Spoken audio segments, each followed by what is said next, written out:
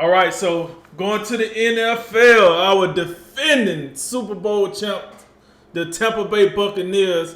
Even though they still at the top of the heat when it comes to the NFC, they're a little banged up, man. They're a little banged up. They lost Mike Evans, Leonard Fournette, and Levante Adams, and the biggest loss of it all right now is Chris Godwin. He's gone for the season. And I know they got a couple of names that we know of on the roster that could come back, but we just don't know if it's enough. Also with that, Chris Godwin, the low hit that he got, that was within question if that was legal or not legal. So I don't know. We got a lot to dive into. With that said, Jay, how do you see the last couple of weeks and going into the playoffs playing out for the Tampa Bay Bucks, the defending champs? This was a this was an odd topic for us because we normally don't spotlight just one side to a specific game. But I'll tell you, this was so like such an this was a bad week for the Tampa Bay Buccaneers. Tom Brady, this is only the third time he's been shut out in his career, and for the last one, you have to go all the way back to 2006. And I'm gonna tell you, like, you know what this felt like after the weaponry just starts. They start dropping like flies out here. Godwin leads the game. Mike Evans leads the game. Fournette leads the game. Antonio Brown he wasn't playing because he got suspended. But look, man, you know what this felt like? It felt like the last season for Tom Brady in New England, where there Oh, was just, you like to call it, stop signs and iPhone covers lining up outside at wide receiver, and they were coached by Joe Judge, by the way. I just got to throw that in there. But this was terrible, and I like the Saints defense, but something about the Saints, they got the Bucks number in the regular season at least, and man, Cam Jordan had himself a whale of a game.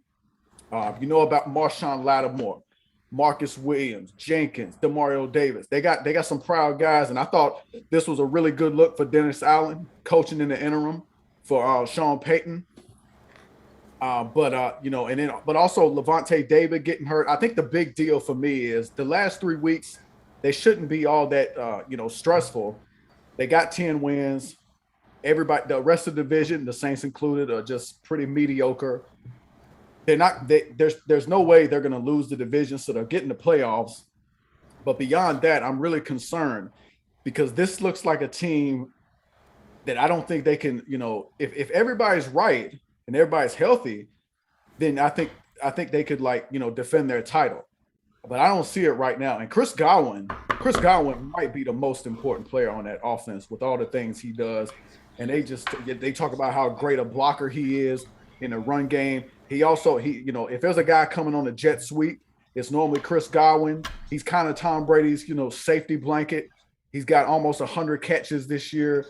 So for him not to be there, I think is a big deal. And I think they can survive it if it's just him. But we got to know about Mike Evans. We got to know about Leonard Fournette, Levante right. David. I'm going to tell you, man, Antonio Brown and Gronk, if that's all you have, I don't think that's enough because this ain't the prime time AB. This ain't the prime time Gronk. These guys are older, and I don't think they're quite as capable of carrying the load as they were maybe 5 years ago.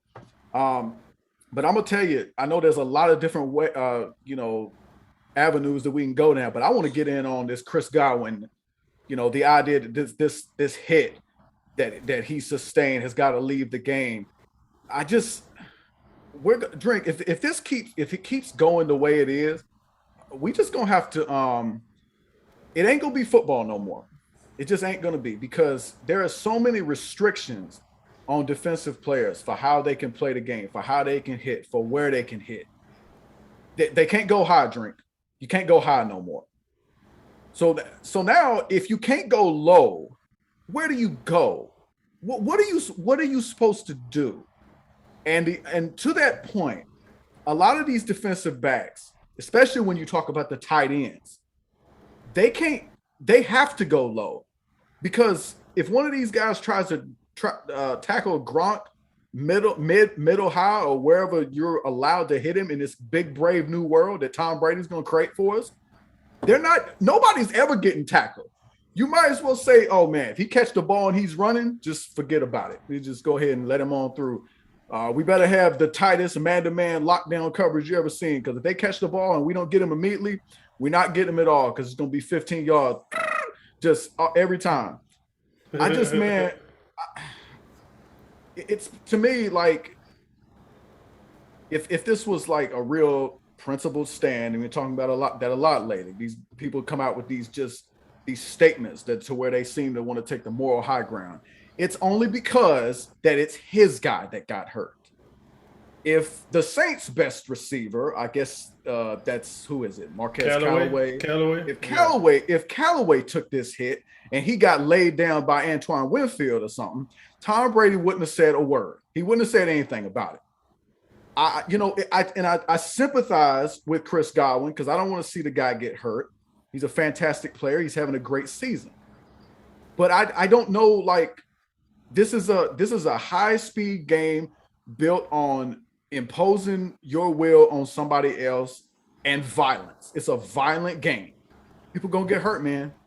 And all the player safety and all those things in the world, it's only doing so much. People, to me, it feel like every single year, more and more people get hurt.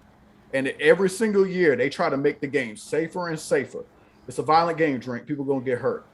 But I tell you, I think that's a big loss.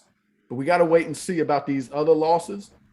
But I'm going to tell you, Tom Brady, without all his weapons, if you out here looking at like, oh, man, Scotty Miller and Darden, whatever, and Tyler Johnson, they out here like, man, can we get Perriman off the COVID list? We need Perriman now. This ain't it, man. And not only that secondary, I don't think it's as tight as it was last year. I think they got some issues. So I don't. The Bucks look like a team. Maybe if everybody's fine and they can get all these guys, David, Fournette, and Evans back for the playoffs, I think they have a shot. But as of right now, and coming off this game, I don't think anybody should feel good about them come playoff time, especially considering, what they look like, what the Rams seems like they finally getting it together a little bit. And the Packers, to me, they look like the clear favorite in the NFC.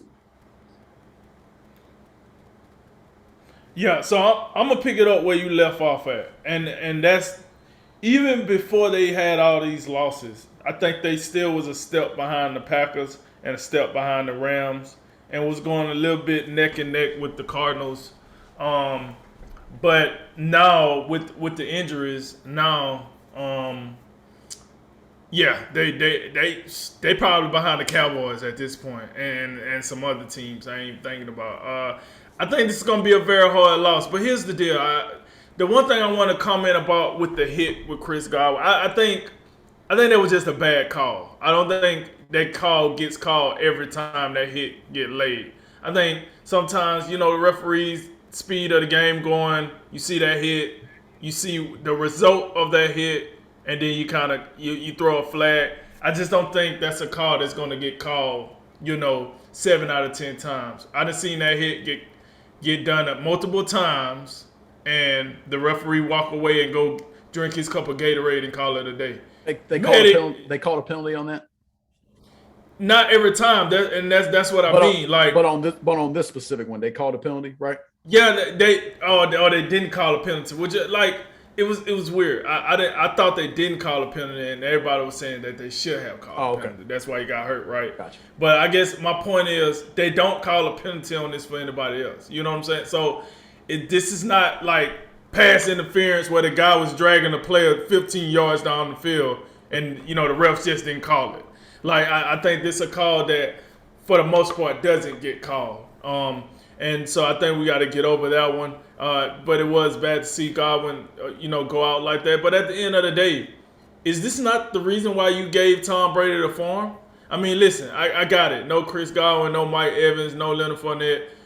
You losing David, lead on your defense. But with that said, hey man, I'm not asking Tom Brady to win a Super Bowl with this roster, but I mean, hey man, let's see what you can make. We gave you some lemons. we need some of that lemonade. You know what I'm saying? So go out there, make us a little something, and then let's see how you finish the season. And then hopefully we can get one of these guys back, whether that's Evan, Fournette, one of these guys back that can, help smooth things over. But like I said in the beginning, I think the Bucs was in an uphill race behind the Packers and the Rams at this point, and you could possibly say they're behind the Cardinals and the Cowboys, depending on how you want to look at that. But I mean, it is what it is. Now, to your point about that remaining schedule, very, very, and I might add, very winnable schedule there.